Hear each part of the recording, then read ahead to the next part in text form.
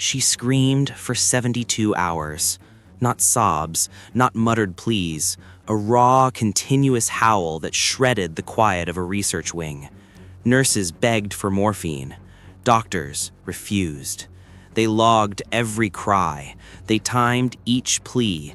They kept her conscious because her pain was the data.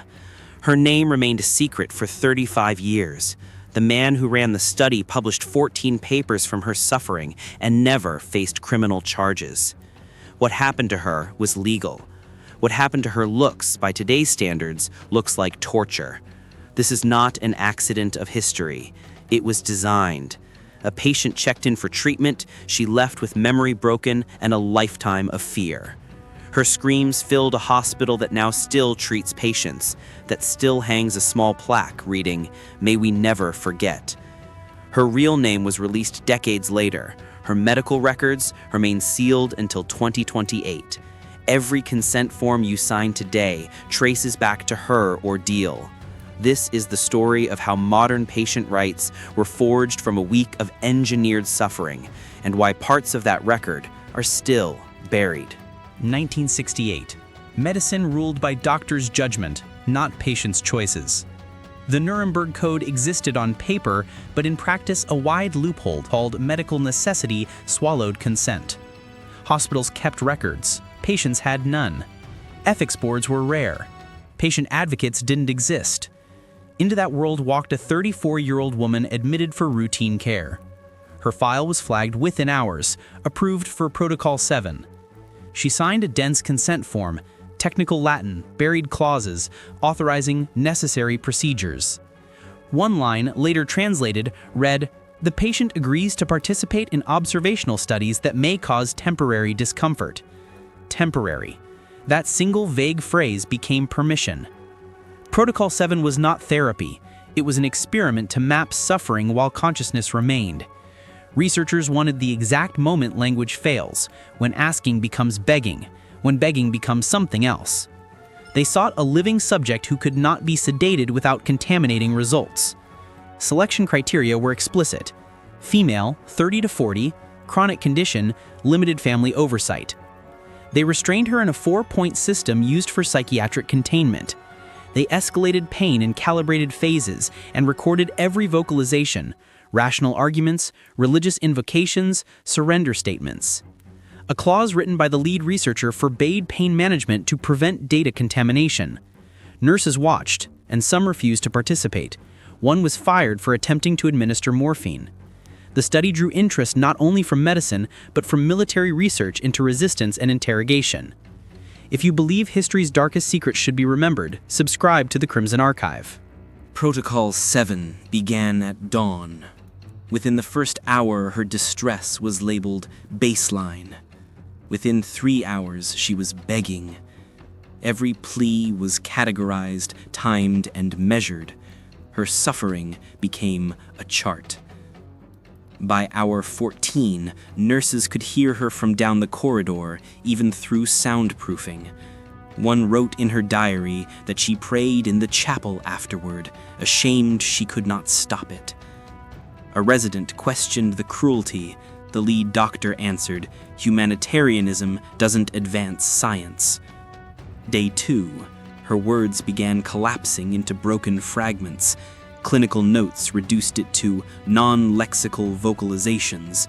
She was losing language, but not consciousness. That was the goal.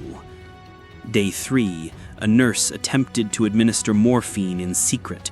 She was caught and fired. On her way out, she passed the patient's family in the waiting room. She told them their wife and mother was responding to treatment. Behind the door, Helen had been screaming for 60 hours. Day 4, nurses arriving for shift change believed she had died. Her body barely moved. Then they heard a faint, inhuman sound, the last remnants of a voice crushed by endurance. Her eyes remained open. She was aware, trapped in silence. The lead researcher was thrilled. He noted the moment language failed as unprecedented. He ordered the experiment extended. 3 nurses filed formal complaints. The hospital dismissed them. The protocol was approved. Their job was to observe and document. One by one, the nurses quit, but not before they were forced to continue the procedures, tests to verify pain response, which meant inflicting more stimuli on a woman who could no longer speak.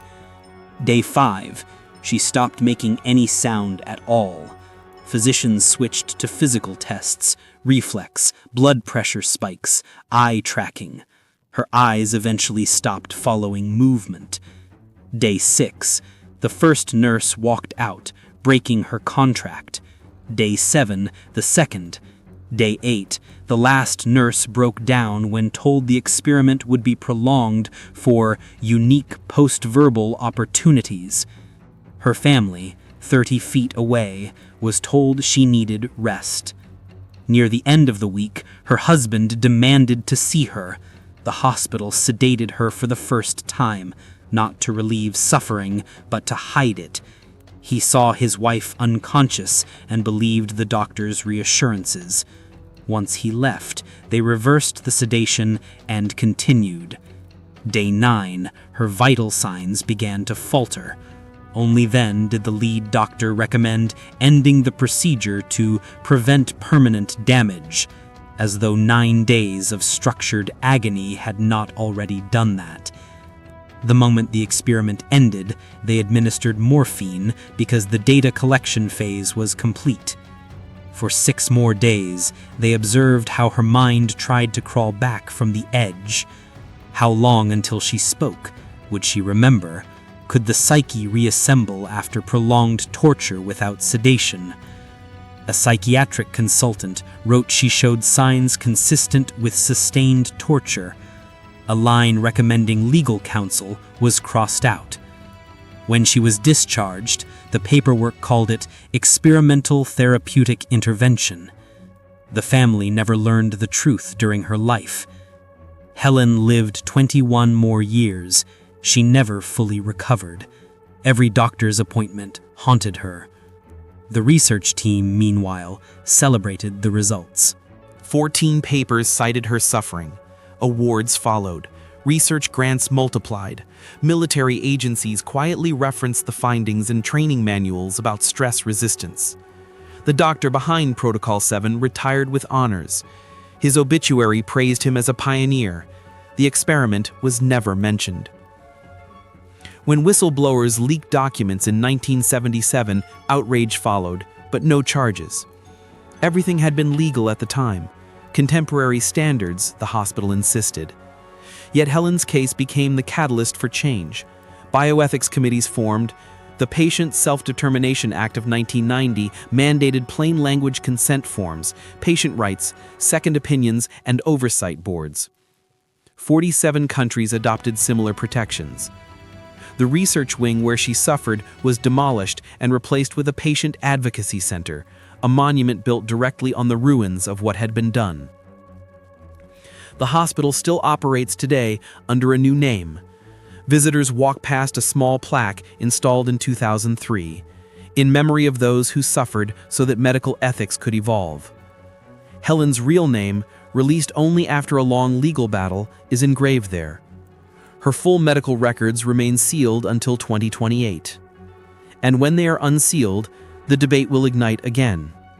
Should the dead have privacy, or does exposing the truth protect the living? Would you want your own medical trauma revealed if it meant preventing future abuse? Or should what happened to you stay buried with you? This question lingers over every consent form you sign today, forms written in clear English because a woman once screamed for 9 days in a room no one was allowed to enter. If this investigation stayed with you, remember, these protections were not granted. They were carved out of suffering. Subscribe to the Crimson Archive.